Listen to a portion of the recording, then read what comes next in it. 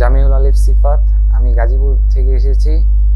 আমি 2018 সালে SSC pass করেছি এবং 2020 সালে এইচএসসি পাস করেছি। আমি যখন ইন্টারে পড়ি তখন থেকে আমার স্বপ্ন ছিল আমি বাইরে দেশে যাব, বাইরে পড়ালেখা করব আর কি। সেই চিন্তাধারা মাথায় রেখে আর কি যখন এইচএসসি পাস করি তখন বাইরে যাওয়ার জন্য কোন এজেন্সির কাছে যাব ওটা নিয়ে অনলাইনে ঘাটাঘাটি করি।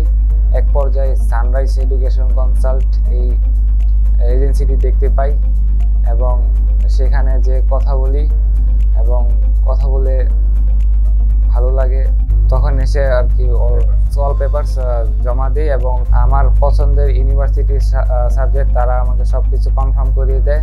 আমার ইউনিভার্সিটির নাম হলো university of Florence, BBA course sustainable business course societal challenge subject. Admission সব কিছু কমপ্লিট হওয়ার পরে তাদের বিএফএসে ফাইল জমা দিই তাদের মাধ্যমে এবং এম্বাসি থেকে আমার কল আসে এবং ইন্টারভিউর জন্য যা যা প্রশ্ন দরকার ছিল সেগুলো প্রিপারেশন তারা নিয়ে দেয় এবং ইন্টারভিউ দেই। সর্বোপরি আমার অ্যাডমিশন হওয়ার পরে ভিসা পাওয়ার আগে পর্যন্ত সানরাইজ এডুকেশন কনসাল্ট আমার পাশে ছিল এবং তাদের সহযোগিতায় আমি ভিসা পেয়েছি। সর্বশেষ বলতে চাই আমার প্রসেসগুলো স্মুথলি ভাবে করার জন্য আমি সানরাইজ এডুকেশন কনসাল্টকে থ্যাংক ইউ।